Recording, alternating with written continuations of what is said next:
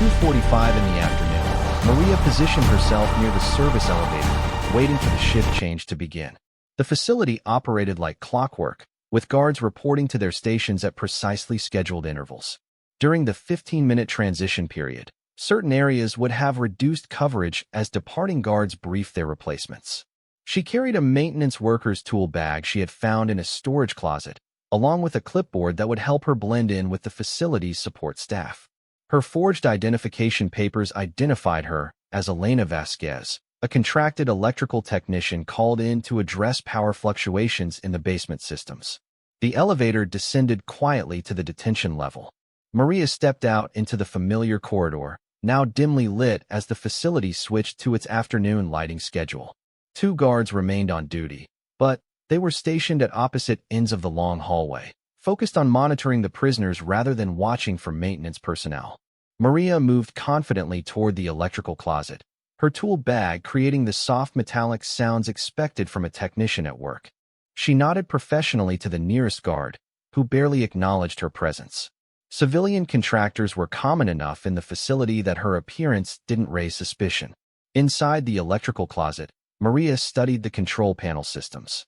Years of translating technical manuals had given her basic knowledge of electrical systems, but she needed to identify which switches controlled the detention level without affecting the entire facility immediately. A complete blackout would trigger emergency protocols that could make escape more difficult. She located the circuit breakers for the detention level lighting and security cameras. Separate switches controlled the cell door locking mechanisms and the communication systems that guards used to coordinate with the surface. If she could disable these systems in the correct sequence, she might create enough confusion to reach General Mitchell's cell. Maria opened her tool bag and removed a small flashlight, along with wire cutters she had found in the maintenance supplies. She would need to move quickly once the power disruption began. The backup generators would restore lighting within minutes, limiting her window of opportunity. At exactly 3 o'clock, she heard the shift change beginning in the corridor outside. Guard voices echoed off the concrete walls as the day crew briefed their replacements about prisoner status and security protocols. This was the moment Maria had been waiting for. She flipped the first switch, plunging the detention level into darkness. Emergency lighting activated immediately, but the dim red glow provided far less visibility than the normal fluorescent fixtures. More importantly, the security cameras went offline, leaving the guards temporarily blind to events in areas beyond their direct line of sight. Next, she disabled the communication systems, cutting the guards' ability to coordinate with security personnel on other levels. The cell door controls required more precise work. Maria used her wire cutters to disconnect specific circuits, rather than cutting main power lines that might be easily repaired. Shouts erupted in the corridor as the guards realized their equipment had failed. Flashlight beams swept back and forth as they attempted to determine whether this was a technical malfunction or something more serious. Maria could hear them trying to use their radios, cursing when they discovered the communication blackout. She slipped out of the electrical closet and moved along the wall toward cell 24, staying in the shadows between the emergency light fixtures. The guards were focused on trying to restore their communication systems, giving her precious seconds to reach General Mitchell's location. The cell door's electronic lock had been disabled by her sabotage of the control systems, but she still needed to deal with the mechanical backup lock. Maria had anticipated this problem and brought a small pry bar from the tool bag. The lock mechanism was old and worn from years of use. General Mitchell appeared at the small window as Maria worked on his cell door. He had heard the commotion in the corridor and understood that something significant was happening. When he saw her face through the thick glass, his expression changed from confusion to careful attention. The lock gave way with a soft click. Maria eased the heavy door open just wide enough for the general to slip through. In the dim emergency lighting, she could see that a week of imprisonment had taken its toll, but his movements remained steady and purposeful. "American Rescue?" he whispered. "Independent operation," Maria replied quietly. "We have maybe 3 minutes before backup power restores full lighting." They moved together along the corridor wall, avoiding the areas where emergency lights created visibility for the guards. The detention level had multiple exit points, but Most led to stairwells that would be heavily monitored once security realized a prisoner was missing. Maria guided General Mitchell toward the service elevator, but found their path blocked by one of the guards who had positioned himself near the elevator doors. The man was speaking into his radio, trying to contact the surface levels despite the communication blackout. They would need an alternative route. Maria remembered seeing maintenance tunnels during her earlier exploration of the basement level. These passages were used for pipe and cable routing between different sections of the facility and might provide access to other areas without encountering security personnel. A maintenance door near the electrical closet opened onto a narrow tunnel that ran parallel to the detention corridor. The passage was cramped and filled with utility pipes, but it offered concealment from the increasingly frantic search that was beginning in the main areas. General Mitchell followed Maria through the tunnel system, moving as quietly as possible despite the confined space. The sound of their movement was masked by the facility's mechanical systems and the shouts of guards trying to coordinate their response to the power failure. The tunnel emerged in the basement storage area, one level above the detention cells, but still below the ground floor. This area contained supplies for the facility's kitchen and maintenance operations, along with several loading docks used for deliveries. Maria had timed their escape to coincide with the laundry truck's return trip, but they were running behind schedule. If the truck had already departed, they would need to find another way to leave the compound without triggering the perimeter security systems. They reached the loading dock area just as the laundry truck was preparing to leave. The driver was securing the cargo doors, having loaded the facility's dirty uniforms and linens for transport to an off-site cleaning facility. But the truck presented a problem. Unlike her inbound journey hidden among clean laundry, the cargo area now contained contaminated items from a prison facility. The smell alone would make hiding in the cargo compartment extremely unpleasant, and the reduced space might make concealment more difficult. General Mitchell assessed their situation quickly. The truck is our best option. We can handle uncomfortable conditions for a short ride. They approached the vehicle from the blind side, away from the loading dock security cameras. The cargo area was indeed crowded with bags of soiled laundry, but there was enough space for two people to hide if they were willing to burrow beneath the unpleasant cargo. As they climbed into the truck, Maria heard alarms beginning to sound throughout the facility. The backup generators had restored partial power to the detention level, and security personnel had discovered General Mitchell's empty cell. Within minutes, the entire compound would be locked down while guards searched for the missing prisoner. The truck engine started as Maria and General Mitchell arranged the laundry bags to conceal their presence. The vehicle lurched forward, beginning its journey through the facility's security checkpoints. Each stop would bring the risk of discovery, but also move them closer to the freedom that lay beyond the prison walls. Through gaps in their concealment, Maria could see guard towers and security lights passing by as the truck approached the main gate. Sirens wailed across the compound as the search for General Mitchell intensified. Guards would be checking every vehicle leaving the facility far more thoroughly than during normal operations. The truck stopped at the primary checkpoint. Maria held her breath as footsteps approached the cargo area. Guard voices grew louder as they discussed the security alert and the need to inspect all departing vehicles. "Open the back," ordered a voice in Russian. "Check everything." The cargo doors swung open, flooding the area with bright light from the security station. Maria pressed herself deeper into the pile of soiled laundry, fighting the urge to gag from the smell while remaining perfectly still. A guard climbed into the truck and began moving bags around, searching for anything unusual. His boots were visible just inches from Maria's hiding spot. General Mitchell lay motionless beside her, his military training evident in his ability to remain calm under pressure. The search seemed to last forever, but was probably less than 2 minutes. Finally, the guard jumped down from the truck and reported his findings to his supervisor. "Nothing here except dirty laundry. This truck makes the same run every week." The engine started again, and the truck rolled through the final checkpoint onto the road that led away from Volkov Detention Center.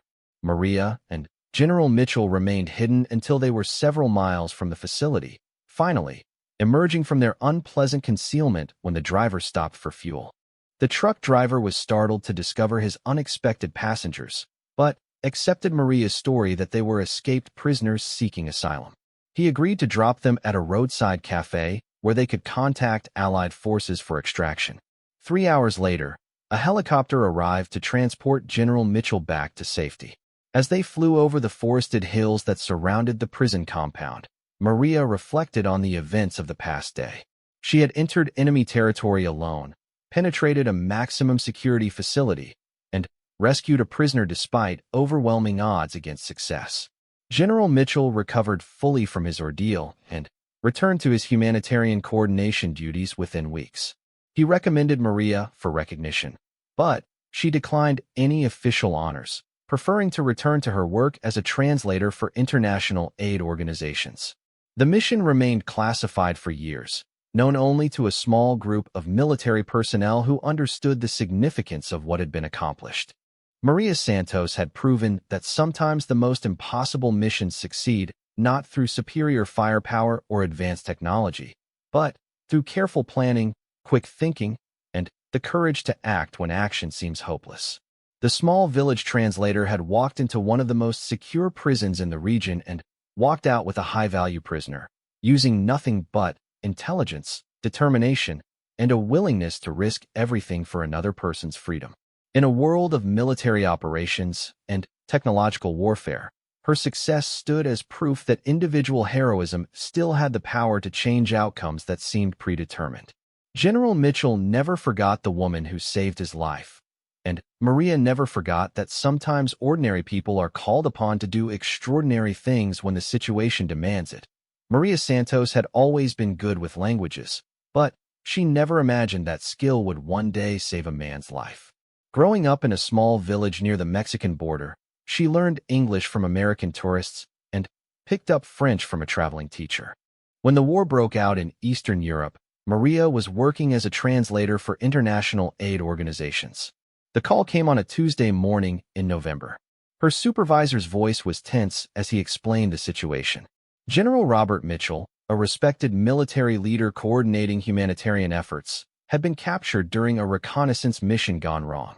Intelligence reports confirmed he was being held in a heavily fortified prison compound deep in enemy territory.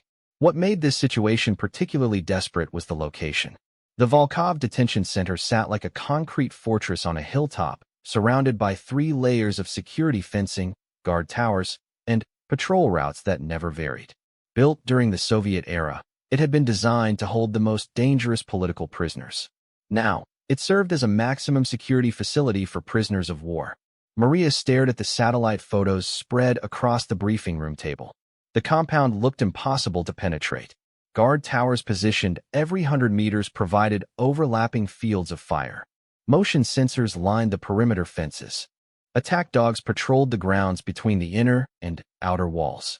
The main building housed administrative offices on the ground floor, with prisoner cells occupying the basement levels. "Why me?" Maria asked, though she suspected she already knew the answer. Colonel James Harrison, the mission coordinator, pointed to a red circle on the map. "You speak fluent Russian and Romanian. More importantly, you match the description of someone we've been tracking." He slid a photograph across the table. It showed a woman with dark hair and similar facial features to Maria. "This is Elena Kozlov, a black market arms dealer who's been selling weapons to both sides of this conflict. She's scheduled to visit the facility tomorrow to negotiate a prisoner exchange. Our intelligence suggests she's never met the prison commander face to face." The plan began to take shape as Harrison explained the details. Maria would assume Elena's identity and enter the facility during the scheduled meeting. Once inside, she would need to locate General Mitchell, create a diversion, and escape with him through the chaos. "The risks are enormous," Harrison warned. "If you're discovered, we can't help you. This mission doesn't exist officially. No rescue operations, no diplomatic interventions. You'll be completely on your own." Maria studied the layout again. The prisoner cells were located 2 floors underground, accessible only through a single stairwell guarded by armed sentries.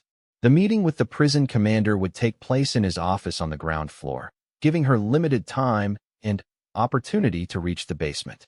But there was something else in the intelligence report that caught her attention. Every Tuesday and Thursday, kitchen staff delivered meals to the administrative offices around noon. The service elevator they used had access to all levels of the building, including the basement detention area. "I'll need specific items," Maria said finally. Elena's identification documents, her typical clothing style, and detailed information about her business operations. "If I'm going to convince them I'm her, every detail must be perfect." Over the next 18 hours, Maria immersed herself in becoming Elena Kozlov. She studied the woman's mannerisms from surveillance footage, memorized her business associates' names, and practiced signing documents with Elena's handwriting style. The forged identification papers were flawless, complete with authentic stamps and security features. The most challenging aspect was Elena's personality. According to intelligence reports, she was known for being direct, sometimes aggressive in negotiations, and completely focused on profit. She rarely smiled and spoke with the confidence of someone who held all the cards in any deal. As Maria practiced Elena's posture and speech patterns in front of a mirror, she realized this mission would require her to become someone entirely different. The shy translator who preferred books to confrontation would have to transform into a ruthless arms dealer capable of walking into a maximum security prison without showing fear. The night before the mission, Maria couldn't sleep.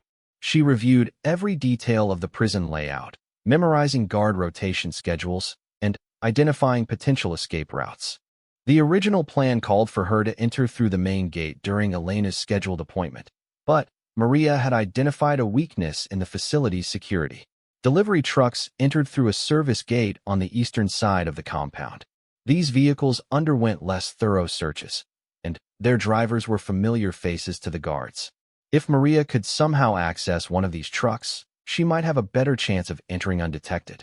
But that would mean abandoning the carefully planned Elena Kozlov impersonation and finding another way inside. As Maria weighed her options, she realized that sometimes the most dangerous missions required abandoning safe plans in favor of bold improvisation. The morning sun cast long shadows across the hills as Maria prepared for what could be her final day. She dressed in Elena's typical business attire, applied makeup to match the arms dealer's appearance, and practiced her cover story one last time. In her briefcase, she carried documents related to a fictional weapons transaction, complete with technical specifications and price negotiations. Her handler drove her to within 10 miles of the target location, where a motorcycle waited hidden in an abandoned barn. From this point forward, Maria would be completely alone. No radio contact, no backup support, and no extraction plan beyond her own resourcefulness. As she started the motorcycle and headed toward the prison compound, Maria felt a strange calm settle over her. Fear had been replaced by determination. General Mitchell was counting on her, even though he didn't know it yet. In less than 3 hours, she would either be celebrating a successful rescue or facing the consequences of the most dangerous gamble of her life. The road ahead curved through dense forest before emerging onto the plateau where Volkov Detention Center dominated the skyline. Maria could see the guard towers in the distance, their searchlights sweeping the perimeter even in daylight. Somewhere inside that fortress, a good man waited for salvation that might never come. Unless she could pull off the impossible,